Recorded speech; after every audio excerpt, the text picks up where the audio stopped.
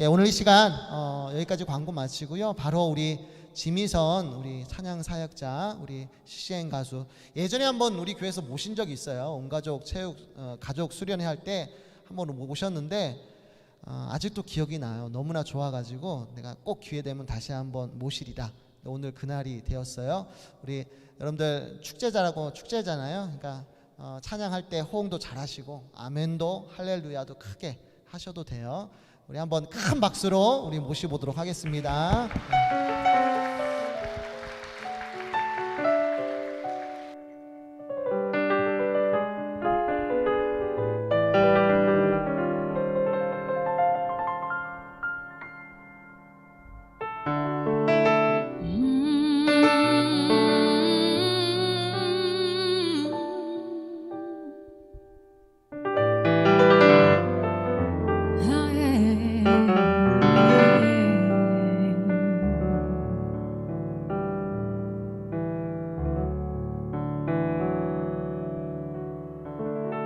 Jesus loves me. Oh, yes, I know. For the Bible tells me so.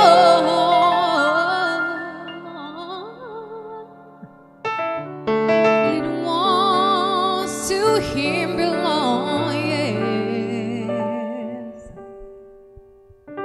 We are weak, but He is strong.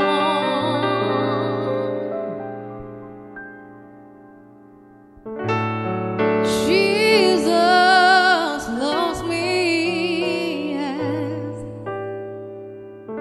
Jesus loves me. Oh, Jesus loves me. Oh, the Bible tells me so.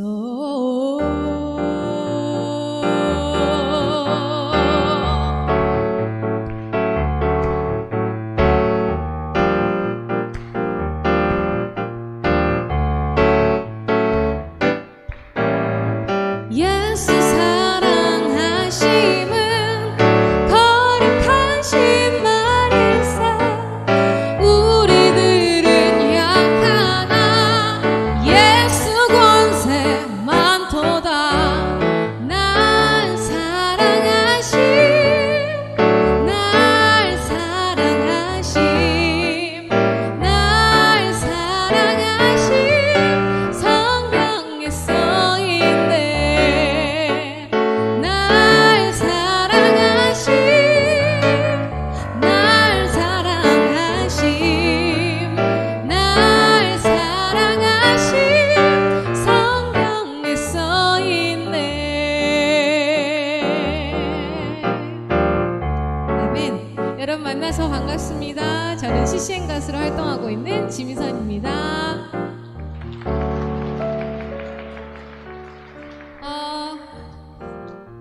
다시 한번 오늘이 어떤 시간인지 여러분과 알기를 원합니다. 우리 이쪽 편 현수막 보면 밑에 뭐라고 적혀져 있는지 한번 큰 목소리로 읽어주시겠어요? 시작!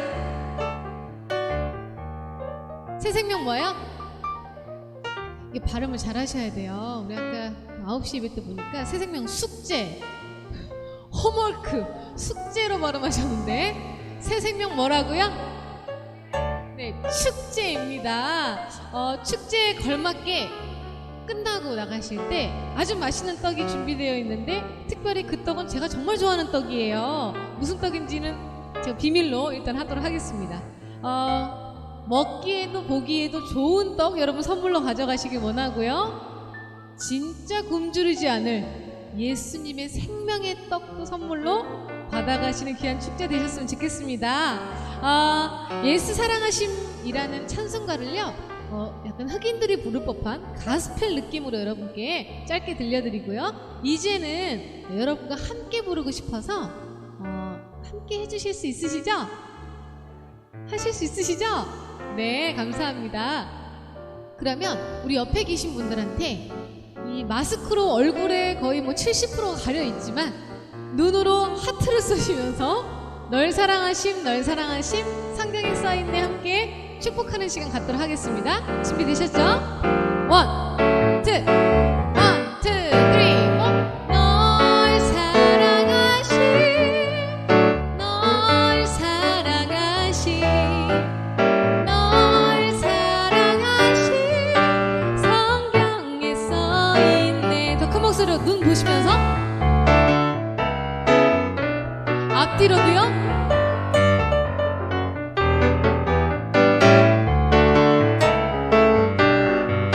성경에 써있네.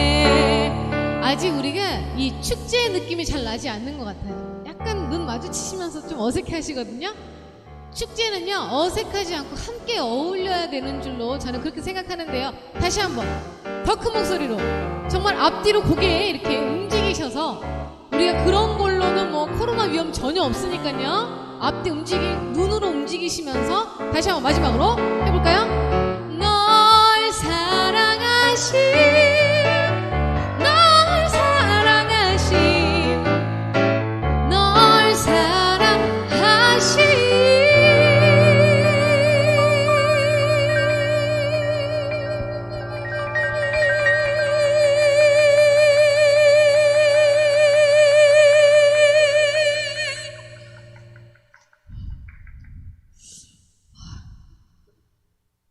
제가 김밥이랑 지금 진수성찬을 이렇게 얻어먹고 올라왔는데 여러분이 박수를 크게 안 해주시니까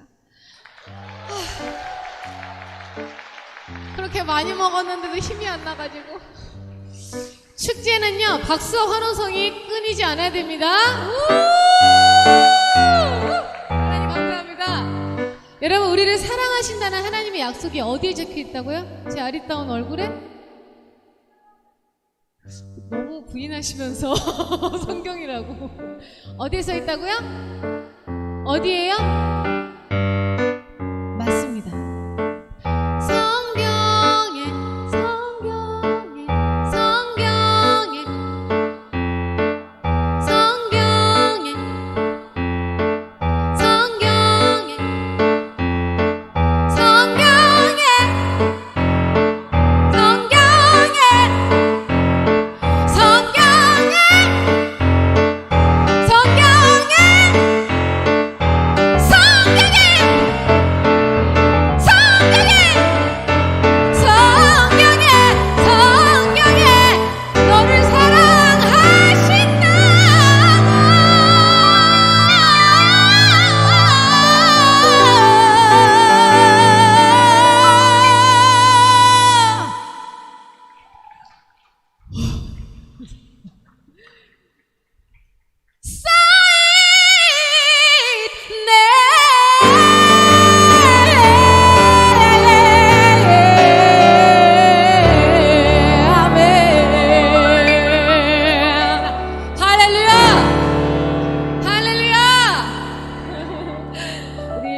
아멘교회는요 이름부터 정말 특별한 교회입니다. 여러분 아멘이 무슨 뜻인지 아세요 혹시?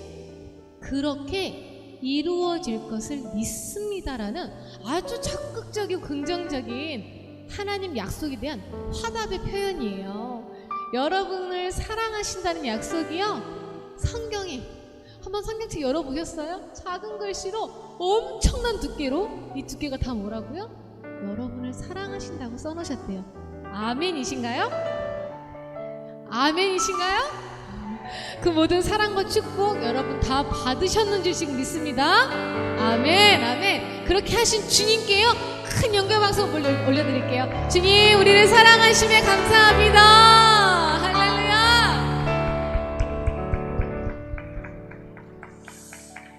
아멘 아멘. 제가 이렇게 고백을 하기 전에 이 사랑을 알기 전의 삶을 저는 살았던 사람이에요. 믿지 않는 집안에서 인생이 돈과 명예와 권력 어떤 이런 것들 남들이 당연시 쫓아가는 그런 것들을 저도 쫓아가는 그런 사람 중에 한 명이었습니다.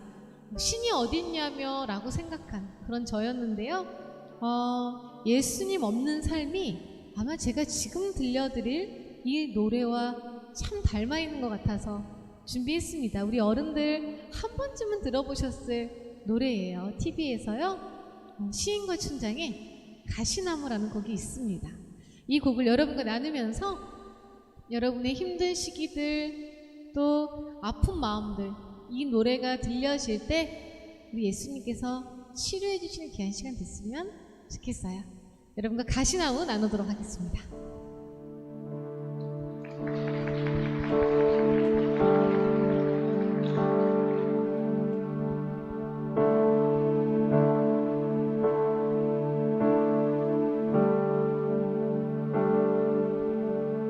내 속에 내가 너무도 많아 당신의 쉴 곳 없네 내 속에 헛된 바람들로 당신의 편을 곳 없네 내 속에 내가 어쩔 수 없는 어둠 당신의 쉴 자리를 뵙고 내 속에 내가 어쩔 수 없는 슬픔 무성한 가시나무 숲 같네 바람만 불면 이 메마른 가지 서로 부대끼며 울어대고 쉴 곳을 찾아 지쳐 날아온 어린 새들도 가시에 찔려 날아가고 바람만 불면 외롭고 또 괴로워 슬픈 노래를 부르던 날이 많았는데 내 속에 내가 너무도 많아서 당신의 쉴 곳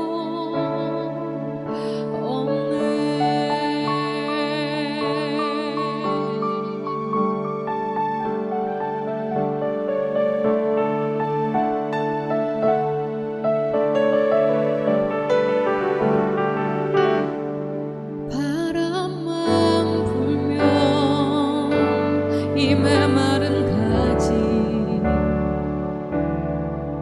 서로 부대끼며 울어대고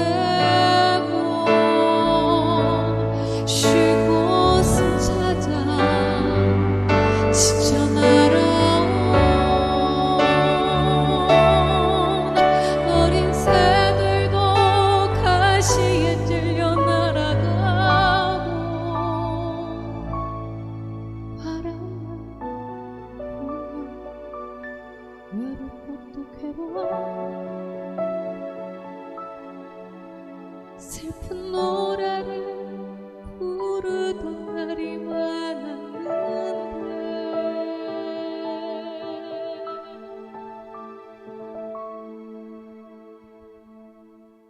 내 속에 내가 너무도 많아서 당신의 쉴 곳 없네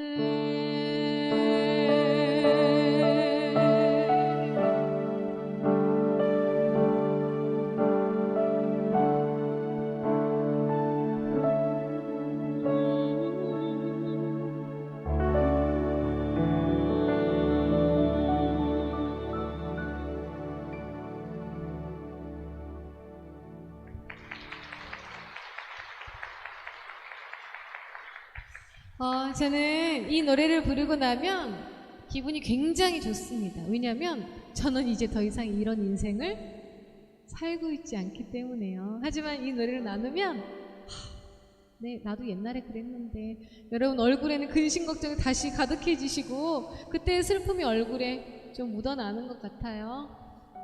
그렇게 힘든 시기들 다들 있으셨죠. 저도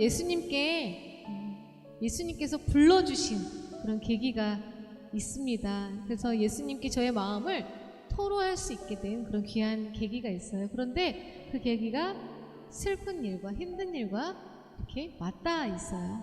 아까 목사님하고 이야기 잠깐 나누면서 이렇게 숨겨져 있는 축복, 고난과 어려움은 숨겨져 있는 축복일 수 있다. 그 말씀에 참 맞다 이런 생각을 다시 한번 해봤는데요. 저의 인생이 곧 또 그랬던 것 같습니다. 저는 노래를 너무 좋아했어요. 아까 잠깐 말씀드린 것처럼 남들 그러듯이 돈과 명예와 성공을 위해서 유명한 가수가 되고 몇 곡 부르면 3천만 원, 5천만 원 쉽게 버는 그런 가수가 되는 게 저의 인생의 목표였습니다. 아주 유명한 기획사에 들어가서 음반을 낼 수 있는 기회도 생겼어요. 사람들은 저에게 부럽다고 계속 이야기했습니다. 마치 엄청나게 큰 대기업, 일반 공부하는 학생들이라면 큰 대기업을 들어가는 것과 마찬가지의 일이었기 때문이죠. 좋은 대학도 들어갔어요. 좋은 기획사도 들어갔습니다. 어른들이 말씀하셨어요. 좋은 학교와 좋은 회사를 들어가면 이제 인생은 펴지기 시작한 거라고요. 그런데 그 두 개의 산을 넘어보니까 더 엄청난 산들이 저의 인생에 기다리고 있었습니다. 생각했던 것보다 대중문화의 어떤 윤리적 도덕적 기준이 많이 낮은 거예요. 여자로서, 인간으로서 어떤 존엄성이 헤쳐질 수밖에 없는 그런 음란한 문화들, 그거에 발맞춰 나가지 않으면 성공할 수 없고 TV에 나올 수 없는 그 현실, 그런 것들이 저를 굉장히 힘들게 만들었어요. 그런 것보다 더 저를 비참하게 만들었던 것은 이런 저의 상황을 친구, 이성 친구, 부모님에게 나눠봤는데 이 세 부류의 제가 정말 사랑했던 이분들이 공통적으로 하는 얘기가 인생이 원래 그런 거지. 남들 돈 빼먹기가 그럼 쉬운 줄 알았어? 라고 이야기를 했다는 거예요.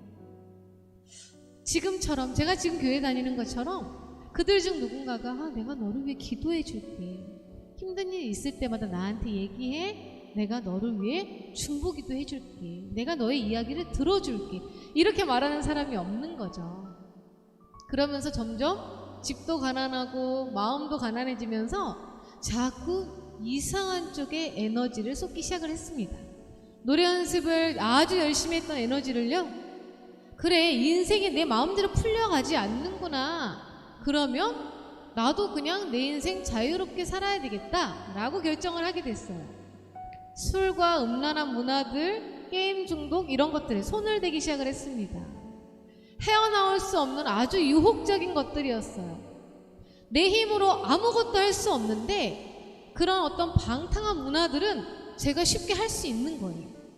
대중음악계가 윤리적 도덕적 기준이 너무 낮아서 힘들어했던 사람이 그거보다 더하게 엉망진창으로 변해가기 시작을 했습니다. 사람들이 저에게 비난했어요. 배부른 소리 하고 있다고. 성공하기 위해서는 네가 무슨 일을 당하더라도 너는 해냈어야 해. 저에게 그렇게 끊임없이 말했어요. 힘들어서 아무것도 안 하고 막 게임 중독 걸려서 하루에 10몇 시간씩 게임만 할 때 사람들이 저를 비난했습니다. 한심하다고. 할 게 그렇게 없더냐고. 왜 마음에 힘을 내지 못하느냐. 점점 그들의 어떤 판단과 팩트 폭력이 처음엔 거부하게 됐다가 나중에는 맞아, 난 너무 못났어. 난 너무 나약해. 왜 그게 견뎌지지 않지? 왜 수치스러움이 벗어지지 않지? 왜 나는 남들 하듯이 그냥 눈 딱 감고 성공을 위해 달려갔어야 되는 건데 나는 왜 강하지 못하지? 이런 생각에 극단적인 생각을 하게 됐어요. 한강 다리 앞에 서서 뛰어내리려고 하는데 그마저도 너무 무서워서 해내지 못하는 거예요. 그 한강 다리에서 다시 한번 결심했습니다. 인생 혼자 살아가는 거라고 누가 얘기했는지 그 말이 딱 맞구나. 사랑했던 존재들, 그 사람들이 나의 유일하게 버티는 힘이었어 라고 느꼈던 가족들, 그 누구도 벼랑 끝에 서 있는 제게 그 어떤 위로도 건네지 못한다는 것을 알게 됐어요.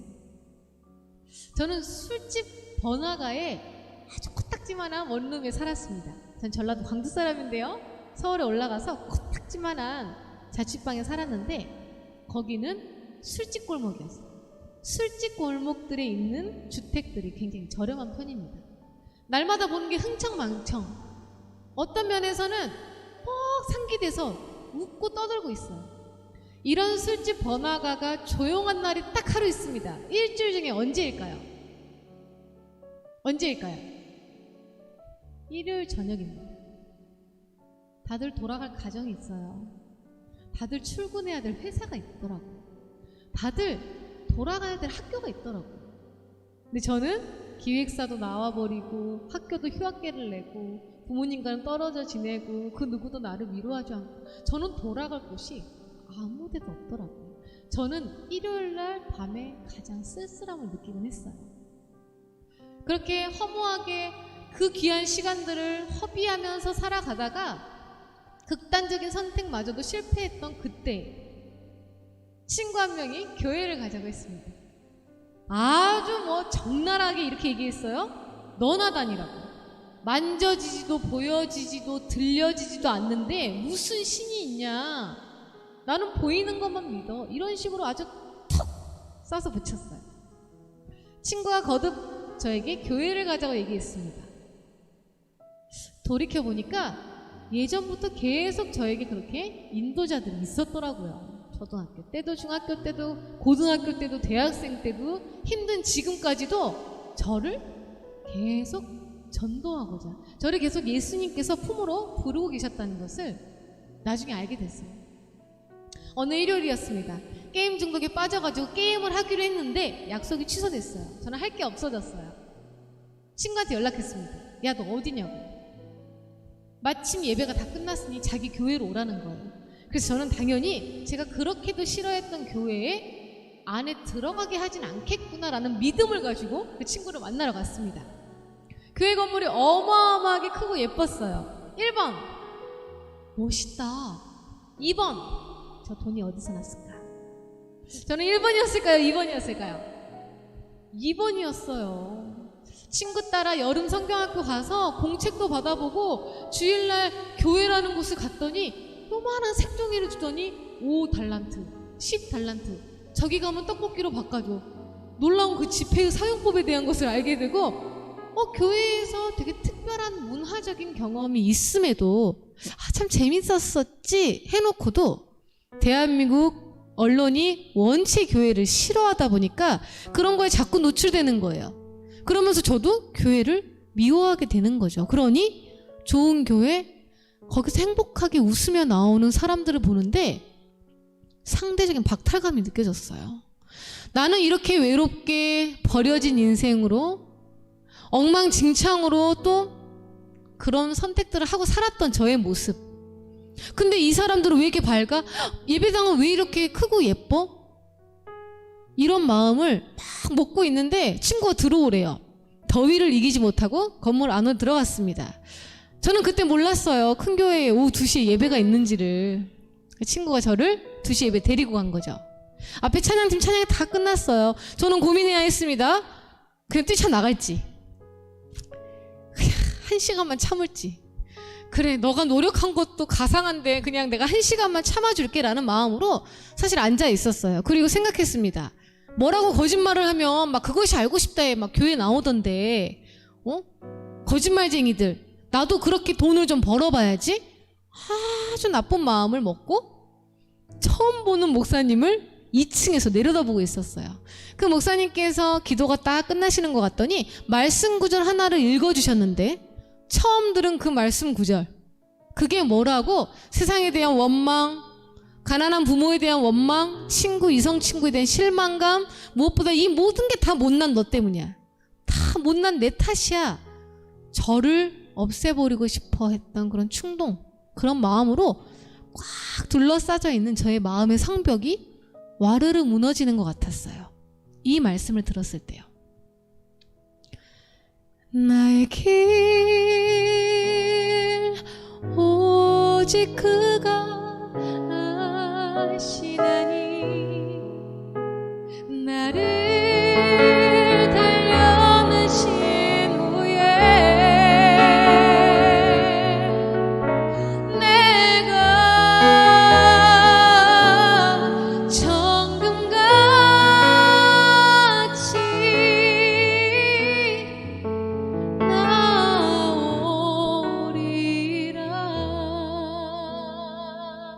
한번 여러분 한 목소리 읽어주시겠어요? 시작. 누가 나를 단련하신 후에는 정금과 같이. 아멘. 아멘은 무슨 뜻이라고요? 그렇게 될 줄로 믿습니다.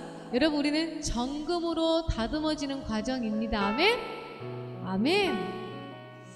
이 말씀이요, 교회에 처음 간 건 아니죠.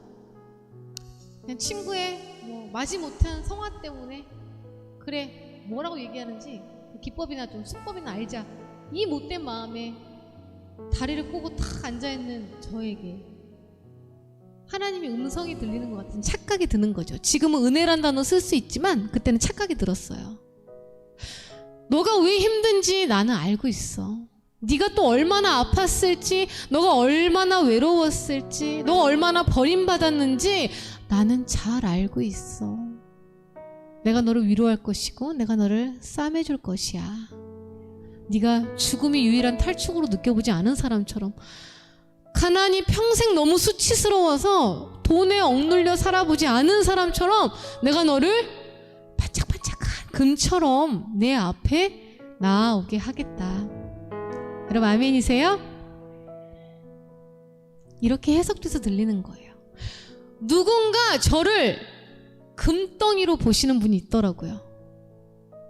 누군가 저를 보석, 원석, 그냥 발에 치이고 술주정뱅이에 어떤 그런 토사물이 쏟아지는 그런 버려진 돌멩이가 아니라 저를 원석, 보석으로 보는 분이 계시더라고요.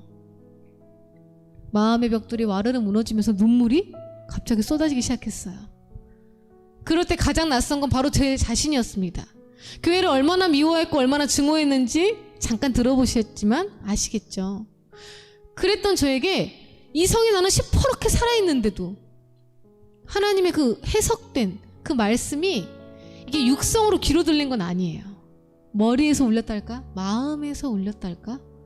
어떻게 설명을 못 드리겠어요. 하지만 그 분명한 해석의 음성이 들리면서 펑펑펑펑, 제 옆에 있는 친구가 올 것이 왔다며 저를 굉장히 그윽한 눈으로 쳐다보는데, 교회 여기라도 하지 말 것을. 4주에 한 번 동네 교회 가봤습니다. 나 그때 왜 울었지? 나는 교회 다니는 사람 아닌데, 나는 세뇌당하지 않았는데, 교회는 세뇌당한 사람들이나 다니는 데잖아 라고 생각했어요. 3주에 한 번 동네 교회 또 갔어요. 들어보지 못한, 불교권에서 큰 저는 듣도 보다 못한 놀라운 말씀들이 써져 있는 거예요. 하나님께서 인간이 돼서 오셔서, 인간의 몸을 입고 오셔서 만나고 다니는 사람마다 대통령이고 장관들이고 왕들이고 귀족들이 아니라 저처럼 결국 엉망진창이 돼버린 저 같은 사람에게 찾아오셔서 놀라지 말라, 두려워하지 말라 말씀해 주시고, 천국이 너의 앞에 가까이 왔다고 말씀해 주셨어요. 음란한 범죄를 지은 여인이 잡혀왔습니다. 그 당시에 돌을 맞아 죽었었어야 됐어요. 저는 제가 그런 삶을 살아서 너무 생생하게 느껴져요. 돌을 맞아 죽는 게 얼마나 죽을 때까지, 마지막 호흡이 끊어질 때까지 수치스러워야 할지, 얼마나 고통스러워야 될지, 얼마나 처절히 혼자 남겨져야 될지, 저는 막 머릿속에 그려져요, 그 상황이. 예수님이 딱 나타나셨어요. 그리고는 하시는 말씀이, 그래 좋다, 이 여인을 돌로 쳐서 죽이자가 아니셨어요. 뭐라고 말씀하셨죠? 죄 없는 자, 저 여인을 향해서 먼저 돌로 쳐라. 그 권위 있는 말씀에 다들 툴툴거리면서 돌을 놓고 자리를 떠납니다. 그리고 그 여인과 둘이 남았어요. 이제 예수님의 본색이 드러나실 상황이에요. 보는 사람도 없습니다. 그럼 그 여인에게 이렇게 말씀하셨어야 제 생각에는 맞는 것 같은데요. 너 왜 그렇게 사니? 너 언제까지 그런 식으로 살래? 내가 곧 너 때문에, 너 같은 애들 때문에 십자가에 달려서 고통스럽게 죽고 또 영광스럽게 부활할 것인데 너 꼭 이렇게 살아야 되겠니? 라고 하셔야 왠지 맞을 것 같은데 너무 놀라운 말씀을 하세요. 내 딸아, 그 죄 많은 여인에게 딸이라고 표현합니다. 내 딸아, 나도 너를 죄 많다고, 너 죄인이라고 정죄하지 않아. 그러니 다시는 동일한 죄에서 너를 괴롭히는, 너를 너무 악하게 만드는 그런 죄 가운데 머물지 말라고, 평안히 돌아가라고. 어떻게 그렇게 놀라운 표현을 하시는지 그 예수에게 뿅 갔어요. 어느 역사책에서도 저런 인물에 대해서 들어본 적이 없어요. 어떤 종교에서도 이런 신을 만나본 적이 없는 거예요. 일주일에 한 번씩 왔다 갔다 그러다가 세례를 받게 됐어요. 교회 식구들에게 때론 짓궂은 질문도 합니다. 하나님의 영이 성령인데 너는 성령님이 뭔지 알아? 막 친구들한테 물어봐요. 그 친구도 당황해요. 근데 그 누구도 야, 너 뭐 그런 민감한 걸 물어봐? 나도 모르는데? 이러지 않았어요. 그 교회 공동체에서 우리 친구들이 저에게 그럼 나랑 함께 성령님에 대해서 알아가지 않을래? 이렇게 얘기해주고, 정말 못된 버릇 그대로 교회에서 행동할 때도 오래 참아줬어요.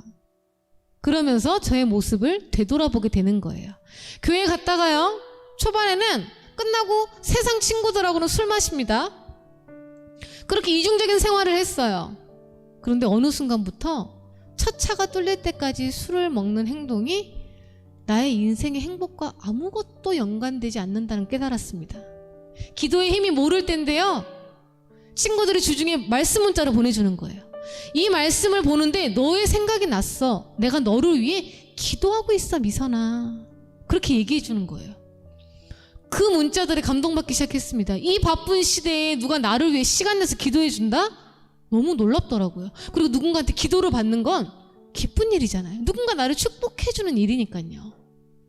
그래서 자꾸 교회 공동체의 마음이 더 열리게 되면서 세례를 받게 되고, 끊어지지 않을 것 같았던 술과 음란, 방탕한 폭력적인 문화들과 어떻게 치료가 불가능할 것 같았던 하루에 10몇 시간씩 집중해서 했던 게임 중독, 그때 쾌락을 느끼는 그 모든 것들이 자연스럽게 끊어지기 시작했어요. 제 텅 빈 마음을 채우려고 그런 것들로 저를 채워봤는데, 아니요, 예수님께서 네가 얼마나 존귀한 존재인데, 네가 얼마나 내 생명을 주고 살린 너의 목숨인데 너가 그렇게 버려질 수 없어. 너가 그렇게 파괴될 수 없어. 그러니 빛인 내 앞으로 나아오려무나. 한 번도 저에게 너 왜 그딴 식으로 살았어? 넌 진짜 문제야. 그렇게 말씀하시지 않았어요.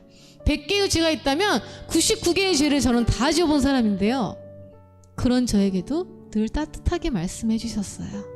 바로 어디에서요? 성경에 써있는 그 사랑의 말씀에서요.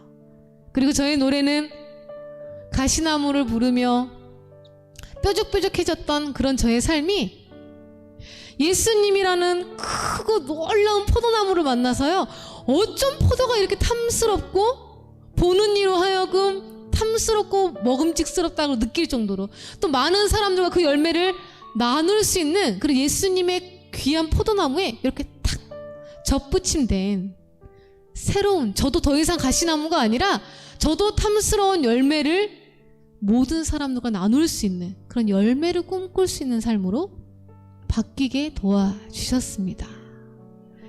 그런 주님을요, 이 노래로 찬양하고 싶어요. 할렐루야라는 곡으로 하나님께 영광 올려드리면서요, 죄진 자, 천한 자, 비천했던 저의 삶을 바꾸신 그런 예수님을 찬양하겠습니다. 할렐루야라는 곡 여러분과 나눌게요.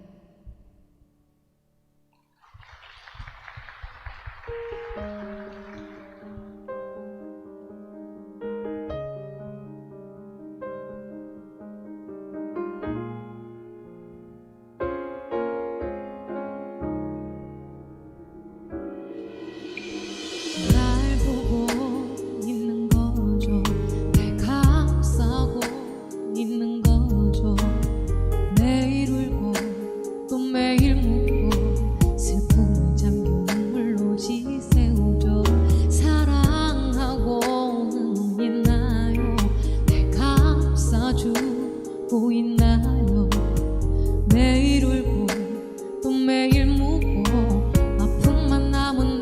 되면 어떡하죠? 한밤중에 무릎 꿇고 울며 아픔 보이고 내 눈물 기도가 되어 날 안아주시네. 눈물이 흐르네. 할렐루야 할렐루야. 고통을 택하고 사랑을 여시는 그 아름다운 모습에 소리 높여 할렐루야 할렐루야. 언제나 내 안에 항상 그 자리에 내 이름 하나 잊지 않고 계시네.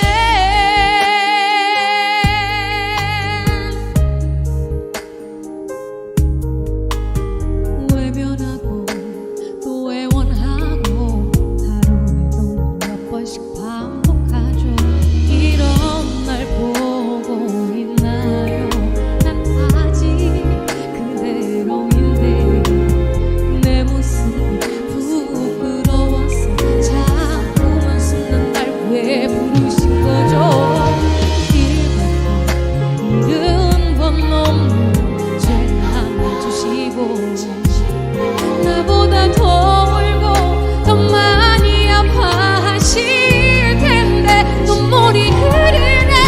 할렐루야. 다시 할까요? 할렐루야. 고통을 택하고 사랑을 여시는 그 아름다운 모습에 소리 높여 할렐루야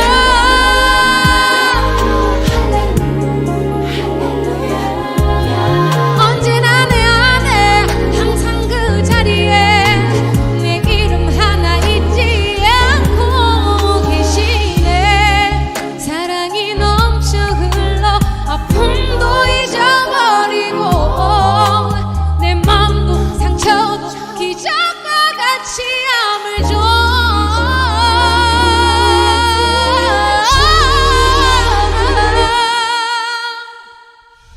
할렐루야 할렐루야.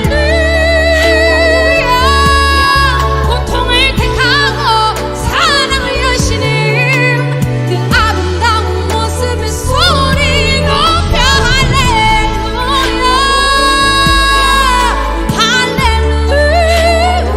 할렐루야.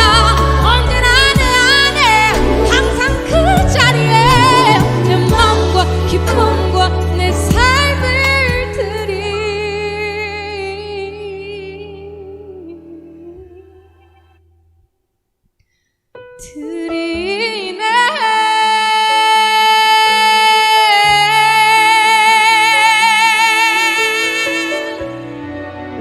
할렐루야 할렐루야. 아멘.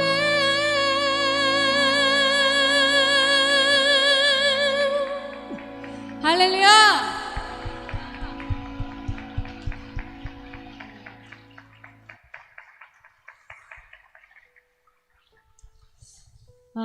할렐루야가 무슨 뜻인지 낯설게 느껴지시는 분들도 계실 것 같아요. 저도 그랬으니까요. 한번 찾아보니까 여호와를 찬양하라 라는 뜻이더라고요. 그런데 설교를 들어보니 명령한 거예요. 여호와를 찬양하라. 호흡 있는 자마다 여호와를 찬양하라. 그런데 어린 마음에 아니 하나님이 나를 만드셨으니까 나는 무조건 하나님 뭐 감사해요, 멋져요, 마음도 없는데 억지로 그렇게 해야 되는 건가 되게 불편했어요. 성경을 막 배우고 공부할 때라 이렇게 턱턱턱 막히는 것들이 몇 개 있었거든요. 근데 너무 강압적이라고 느껴지는 거예요, 저는. 그래서 할렐루야라는 단어 참 별로다라는 생각을 솔직히 했었어요. 그런데 시간을 지나면서 알게 됐지 뭐예요. 그 명령어에는 아주 놀라운 전제의 축복이 있다라는 거예요. 우리가 왜 맛있는 음식 먹으면요, 내가 정말 사랑하는 사람들한테는 나누고 싶어요. 그 집 가서 그거 국밥 먹어봤냐고. 그 어디 지역 가면 그 집에 있는 회는 꼭 먹어야 된다고. 되게 말하고 싶어 하잖아요. 그런 마음. 주께서 은혜를 주시고 축복을 주시고 회복시켜 주시고 나를 새롭게 하시니까 너무 놀라워서 주님 감사합니다. 주님 찬양합니다. 야, 내가 만난 예수님 너도 한번 만나봐. 이렇게 고백할 수밖에 없게 된다라는 그 축복의 전제를 알게 됐어요. 이곳에 사랑하는 친구분들, 가족분들 모시고 오신 분들은 그 축복의 맛을 아시는 분들인 줄로 저는 믿습니다. 나만 알기 너무 아까워서 광고 어떤 문구처럼 참 좋은데, 정말 좋은데, 이런 문구처럼 이 좋은 예수님을 어떻게 전해야 될까? 아마 저를 전도하고자 했던 친구들도 그 예수님의 사랑을 맛보아 알았던 친구들 아닐까요? 교회에서 명단 주면서 15명 채워와라, 천국에서 네가 15,000명 전도했는지 보자. 우리 그런 거 아니잖아요, 사실. 누구를 예수님에게 데리고 나올 것인가 했을 때 생각나는 그 사람, 여러분을 인도하신 그분은요, 바로 여러분을 생각한, 여러분을 사랑한 그 한 사람입니다. 아멘. 그런 의미에서 눈 마주치고 이렇게 고백했으면 좋겠어요. 서로 당신을 정말 정말 사랑합니다. 시작. 당신을 정말 정말 사랑합니다. 어색해하세요. 지금 굉장히 어색해하시고. 하지만 축제는요, 이렇게 축복의 분위기가 넘쳐야 되는 줄로 저는 믿습니다.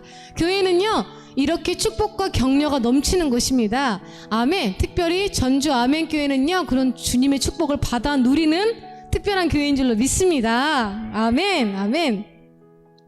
이제 여러분과 마지막 곡을 나눠야 될 것 같아요. 요즘 개인적으로 참 힘든 시기를 보내고 있습니다. 코로나 때문에 사역이 끊기는 것은 물론이지만 저희 아빠가 췌장암에 걸리셨어요. 불과 몇 개월 전의 이야기예요. 너무 청천벽력 같은 그런 소식을 듣게 됐습니다. 그래서 저희 집에서 지금 항암을 하시면서 투병 중이세요. 이제 아시다시피 췌장암이 암 중에서도 원체 힘든 암이라서 엄마 아빠에게는 사망 선고가 내려진 것처럼 굉장히 힘든 시기를 보내고 계세요. 부모님은 예수님을 믿지 않는 분이십니다. 밤마다 기도해드리고 아멘을 따라 하시긴 하시는데 어쩐지 그 마음에 평안함이 없어서 아빠는 계속 눈물을 흘리시고 엄마도 밖에서 펑펑 우시고 이런 것들을 계속 지켜보는 저도 사실상 감당이 안 되는 거죠. 아빠도 참, 엄마도 참 정말 인생 원하시는 대로 이렇게 열심히 즐겁게 그냥 내 마음대로 살았는데 이 죽음이라는 어떤 슬픈 그것이 너무 가까이에 있는 것처럼 느껴지니까 온몸에 힘이 풀리시나 봐요. 지금 벌써 5개월이 지났는데 엄마는 아직도 꿈이었으면 좋겠다고 이야기를 하시더라고요. 저희 교회 공동체에서 예배를 드리러 와주겠다 하셨어요. 아빠는 반대하셨습니다. 코로나 때문에 무섭다고. 아빠도 뉴스 보니까 뭔가 교회가 코로나의 온상지처럼 좀 그렇게 오해를 하시는 거예요. 아빠 그런 거 아니라고. 아빠 위해 기도해 주러 온다 말씀드렸더니 그래 그러면 한번 해보자고. 그분들이 오셔서 기도해 주셨어요. 눈물로 같이 기도해 주셨어요. 그리고 나서 병원을 갔습니다. 1차 약이 듣지 않아서 약 몇 개 쓸 수도 없는데 사이즈가 커져버려서 2차 약으로 바꿔야 되는 상황. 그런 불편하고 힘든 와중에 있는데 엄마가 며칠 전에 병원에서 놀라운 얘기를 하셨어요. 저희 엄마는 어떤 스타일이시냐면요, 앞에 미래의 모든 일을, 모든 경우의 수를 다 생각해 보시면서 걱정을 사서 하시는 스타일. 고개 끄덕거리시는 분들은 경험이 있으신 분들, 본인도 당신도 너무 힘드시지만 옆에 있는 사람도 굉장히 힘들거든요. 그 모든 불안한 거를 다 들어야 되기 때문에. 근데 그런 엄마에게 놀라운 변화가 일어나기 시작을 하는 거죠. 야, 그때 그게 먹히긴 했나 보다고 대뜸 이러시는 거예요. 엄마 뭐요? 예배 말이요. 내 마음에 편안함이 있다고 하시는 거예요. 그러더니 대뜸 감사하시다고 하시는 거예요. 뭐 밤마다 울다시피 한 그런 엄마가 감사를 얘기할 줄 저는 상상을 못했습니다. 되려 불평 불만을 더 많이 하시는 분인데 감사해졌다고. 이렇게 같이 가족들하고 얼굴 보면서 항암 투병하는 게 어디고, 약을 써보는 게 지금 현재 어디고, 하나님께서 함께하고 계신다고 느껴지신다는 거예요. 인생의 가장 중요한 문제 앞에 결국은 엄마 아빠는 절대자를 찾게 되시더라고요. 지금은 무릎 꿇고도 기도하셨고 밤마다 기도하시고 번갈아 가면서 기도도 하고 있어요. 얼마나 감사한지 모르겠어요. 그렇게 가능한 비결은요, 예수님께서 우리의 지팡이가 되어주시고 빛이 되어주시고 형제가 되어주시고 친구가 되어주시고 회복의 노래, 기쁨의 노래, 승리의 노래가 되어주시기 때문입니다. 아멘. 저는 그것을 믿어요. 그래서 오늘 하루도 힘든 하루지만 하나님을 믿으면서 소망하면서 그분이 얼마나 선하신 분인지 맛보아서 알고 있으니까 두렵고 떨리지 않게 나아가려고 합니다. 그런 귀한 나의 든든한 아군 예수 그리스도를 여러분께서 마음을 열고 예수님이 내 인생의 주인이 되어주세요 라고 고백하시는 귀한 새로운 생명의 축제가 되길 간절히 소망합니다. 아멘. 마지막 곡으로요, 윤복희 권사님의 여러분 들려드릴게요. 성경에는요, 축제의 가장 마지막에 예수님께서 가장 좋은 포도주를 물로 포도주로 변하게 하시는 그런 사건이 나오는데요, 진짜 여러분 좋은 클라이막스는요, 이 노래가 끝나고 나서 목사님께서 여러분에게 해주실 설교 말씀입니다. 기대하셔도 좋을 것 같아요. 예수님의 축복이 여러분과 함께하고 계십니다. 아멘. When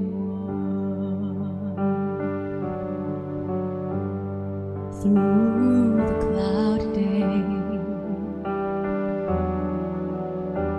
he said, I'll be the one to be your king. When you need someone to share your love, oh yeah, oh yeah, I'll be the one to be your love. So smile and look at me, and I'll tell you what.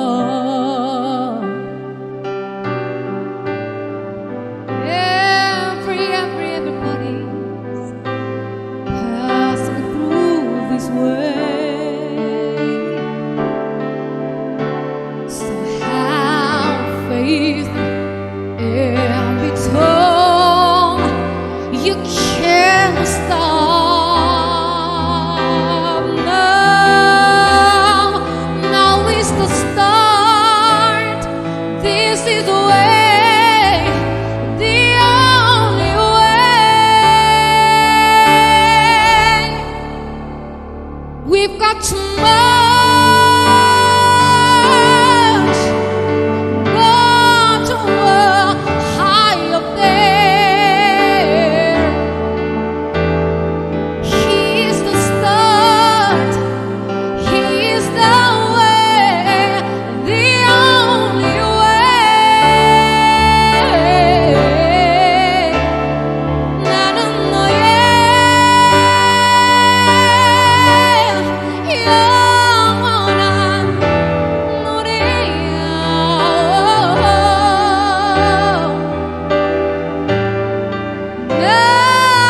나는 너의 기쁨이야.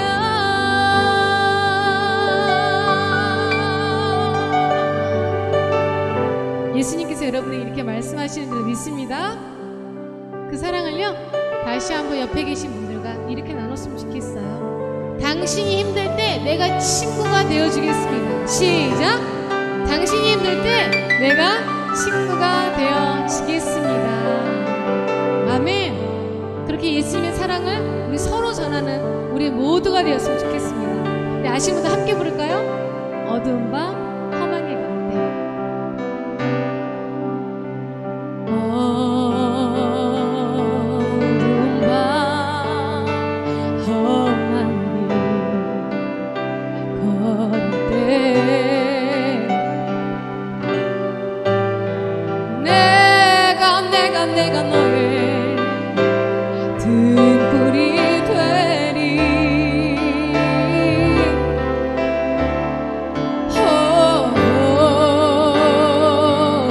호전하고 너 쓸쓸할 때 내가 예수가 버티리라.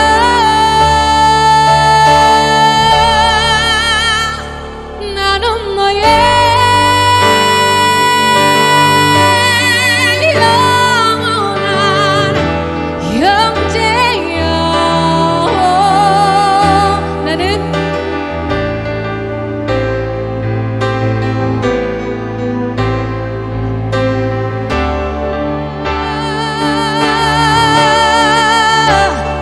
나는 너의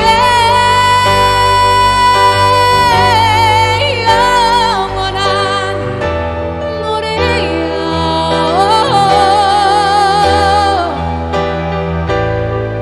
나는 너의 우리는 너의 예수는 당신의 영원한 기쁨이야. 사랑이야. 생명이야. 예수는 우리의 천국이야.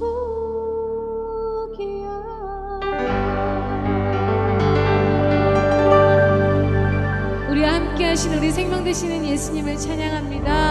할렐루야. 하나님 감사합니다.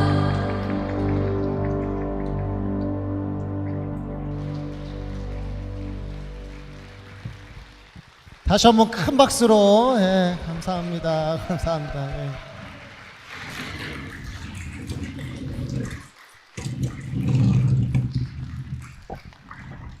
여러분들 그거 아셔요? 오실 때 표정하고 지금 표정이 많이 다르다는 거. 여러분 안에 은혜가 있고 기쁨이 있을 좀 있습니다. 이제 약간 이제 좀 들뜬 마음을 약간 좀 진정시키고요. 이 시간 우리 하나님의 말씀 제가 길지 않을 테니까 하나님의 말씀 잠깐 듣고 우리 함께 기도하고 마치도록 하겠습니다. 오늘 우리가 살펴볼 말씀은요, 누가복음 15장입니다. 누가복음 15장. 교회 주보 보면 이면에 나와 있습니다. 이면에도 주보 이면에도 말씀 나와 있으니까요. 우리가 11절부터 24절까지인데 우리 20절부터 24절까지 누가복음 15장 20절부터 24절까지의 말씀을 우리가 교독해서 한번 읽고요. 마지막 24절은 함께 읽도록 하겠습니다. 제가 먼저 20절 읽겠습니다. 이에 일어나서 아버지께로 돌아가니라. 아직도 거리가 먼데 아버지가 그를 보고 측은히 여겨 달려가 목을 안고 입을 맞추니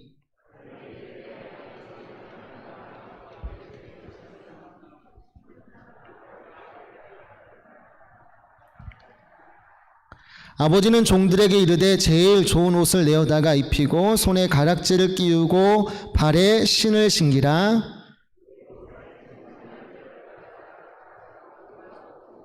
다 함께 이 내 아들은 죽었다가 다시 살아났으며 내가 잃었다가 다시 얻었노라 하니 그들이 즐거워하더라.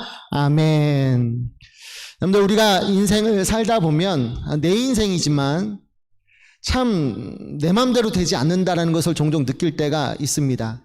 이유가 뭐라고 생각하세요? 다들 열심히 사시잖아요. 밤낮 쉬지 않고 열심히 살아가시는데 그럼에도 불구하고 내 인생이 내 맘대로 되지 않는 이유가 뭐라고 생각하십니까? 저는 크게 두 가지 이유가 있다고 생각합니다. 물론 제 생각이 정답이 아닐 수도 있습니다. 첫째는 우리가 잘못된 선택들을 내리기 때문이죠.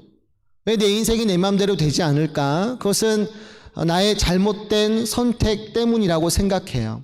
여러분, 프랑스 철학자 샤르트니가 인생은 B와 D 사이의 C다라고 했는데, 곧 인생은 태어나서 죽을 때까지 선택의 연속이다라는 말을 하였어요. 그러니까 우리가 태어나고 죽는 일은 선택할 수 없어요. 누구도 태어나고 죽는 일은 선택할 수 없지만 그 가운데 인생은 실제로 보면 여러분들이 선택하며 살고 계셔요.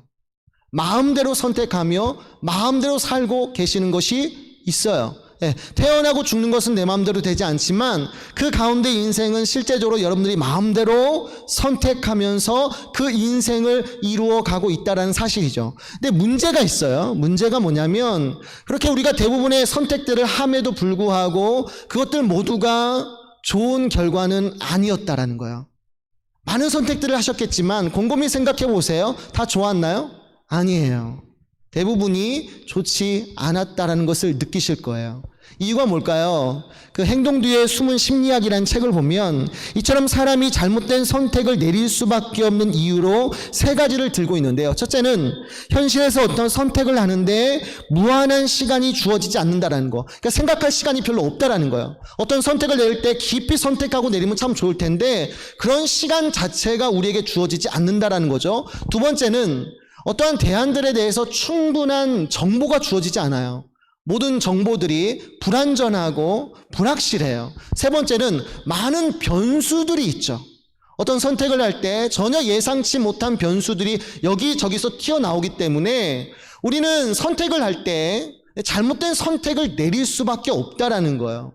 이 책의 저자가 결론을 내리는데 미래의 모든 대안과 가능성을 모두 계산하는 건 인간 지성의 영역을 넘어서는 일입니다. 그래서 운명의 영역인 것이다 라고 말을 할 정도이죠.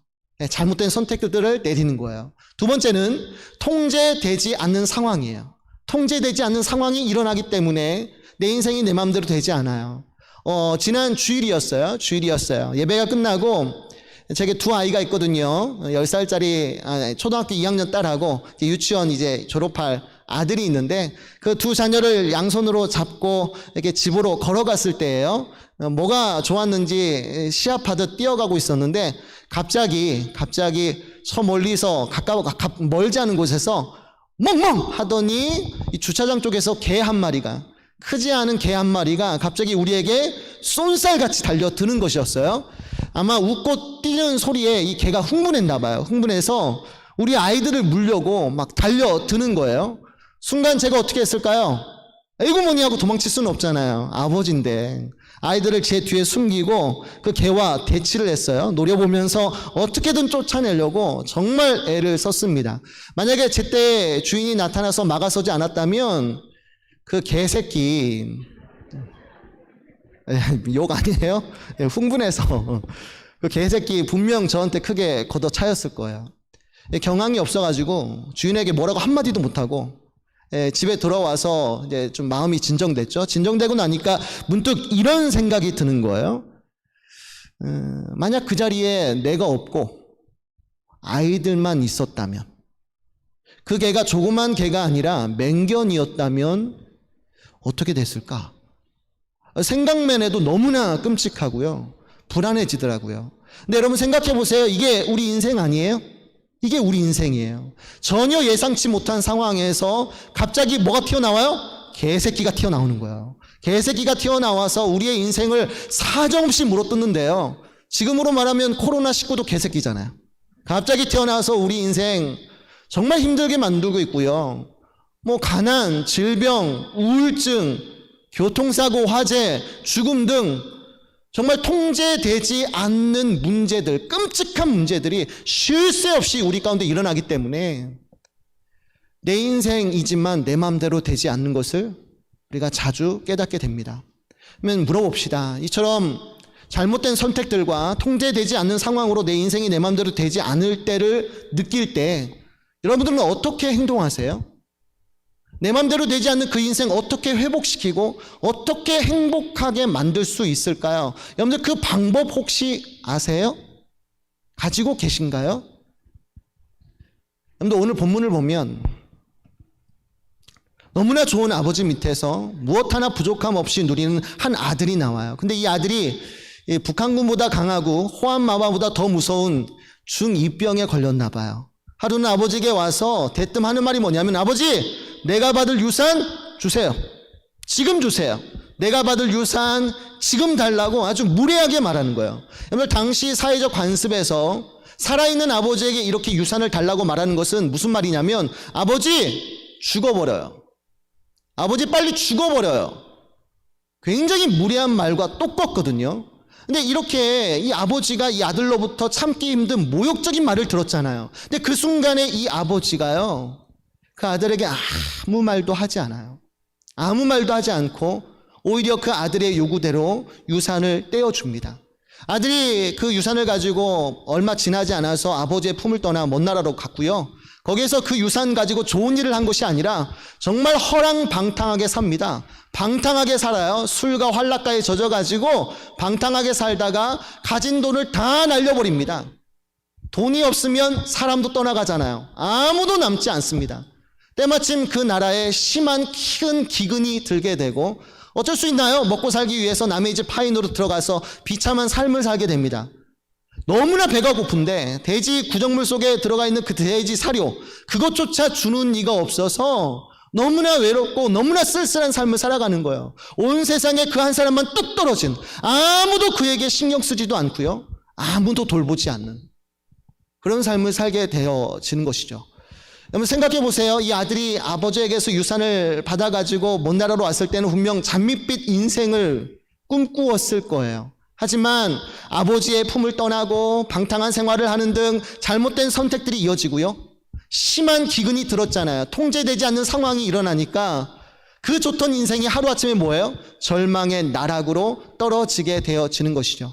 근데 여러분, 세상 놀라운 건 없어요. 왜요? 내 인생은 내 마음대로 되는 법이 없으니까. 놀랍지 않아요. 근데 여러분, 중요한 것은요, 그 다음 냉이에요. 그 다음 냉이에요. 이렇게 삶이 절망의 나락으로 떨어졌을 때 이 아들이요, 그 다음에 아주 중요한 결단 하나를 해요. 아주 중요한 결단 하나를 내리는데, 그거 하나 때문에요, 그 인생이요 송두리째 바뀌어요. 송두리째 회복되고요, 순식간에 회복되고 순식간에 풍요롭게 되는 정말 놀라운 역사가 일어나게 되는 거예요. 이 아들이 어떤 결단을 내렸을까요? 간단해요. 그때 아들이 내린 결단은 이거였어요. 내가 아버지에게 돌아가야겠다라는 거예요. 내가 죽더라도 아버지에게 맞아 죽어야지. 여기서는 안 되겠다. 내가 아버지에게 돌아가야겠다.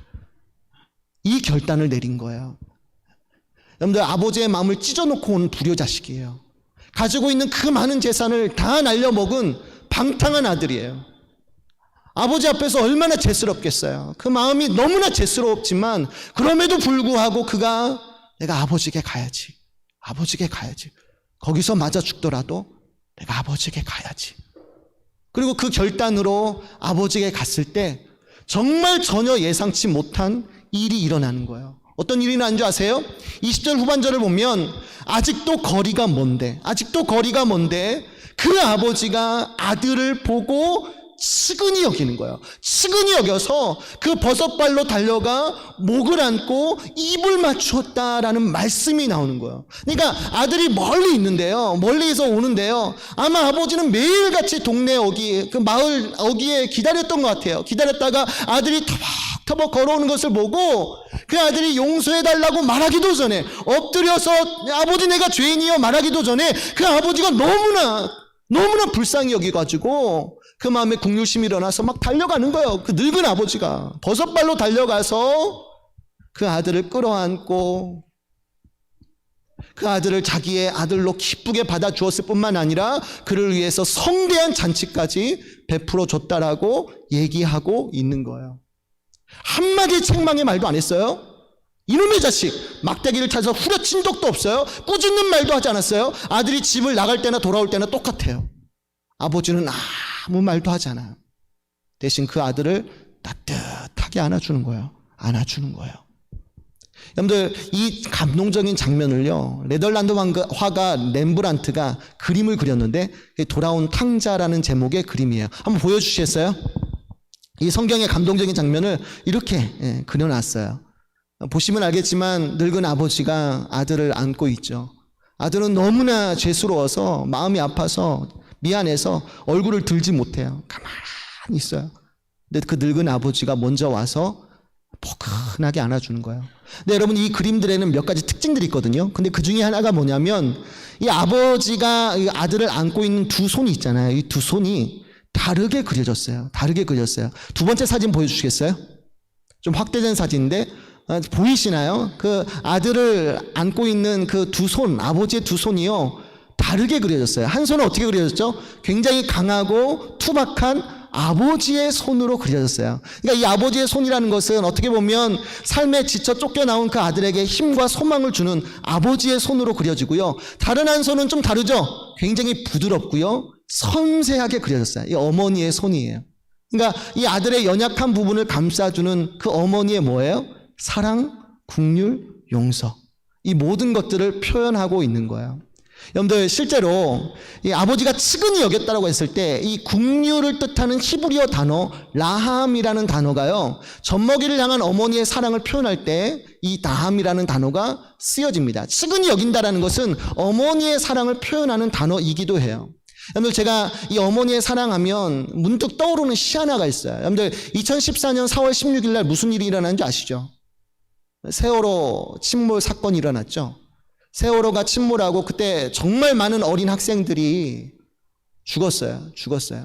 근데 그때 그 장례식장에 한 어머니가, 그 희생자의 딸의 어머니가 시 하나를 썼어요. 시 하나를 썼는데 그 시가 이렇습니다. 그 내용이 이래요. 너는 돌 때 실을 잡았는데 명주실을 새로 사서 놓을 것을 왜 쓰던 걸 놓아서 일이 되었을까? 엄마가 다 늙어 나아서 오래 품지도 못하고 빨리 낳았어. 한 달이라도 더 품었으면 인생이 바뀌어 살았을까? 엄마는 모든 걸 잘못한 죄인이다. 몇 푼 벌어보겠다고 일하느라 마지막 전화 못 받아서 미안해.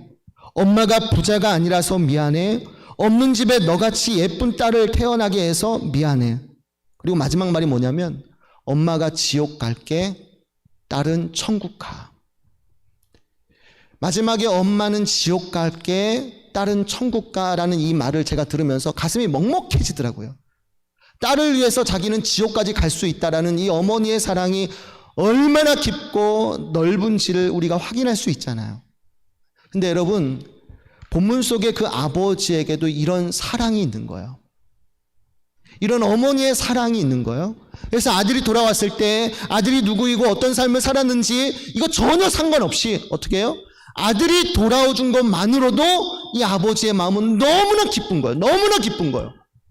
책망의 말도 하지 않고 꾸짖음도 하지 않았어요. 그냥 아들이 돌아와 준 것만으로, 살아서 돌아와 준 것만으로 이 아버지의 마음에는요, 너무 큰 기쁨이 넘쳤고 이 아들의 모든 것을 회복시켜주고 성대한 잔치까지 열어주게 되어진 것이죠. 여러분들, 이 본문 속에 나오는 아버지가 누구를 가리킬까요? 바로 여러분들을 기다리시는 하나님 아버지임을 믿으시기 바랍니다. 여러분들, 여러분의 인생을 한번 생각해 보세요. 좀 좋으세요? 행복하세요? 내 인생 내 마음대로 되지 않는다고 느껴질 때, 이 아들처럼 깊은 절망의 나락으로 떨어졌다고 생각했을 때 아직 늦지 않았어요. 여러분들, 아직 늦지 않았어요. 여러분의 인생을 진정 회복시키고 행복하게 하기를 원하신다면 정말 딱 한 가지 결단만 내리시면 돼요. 이 순간에 딱 한 가지 결단만 내리시면 되는데, 그것은 아버지 하나님께 돌아가시면 돼요. 그냥 하나님 앞에 돌아가시면 돼요.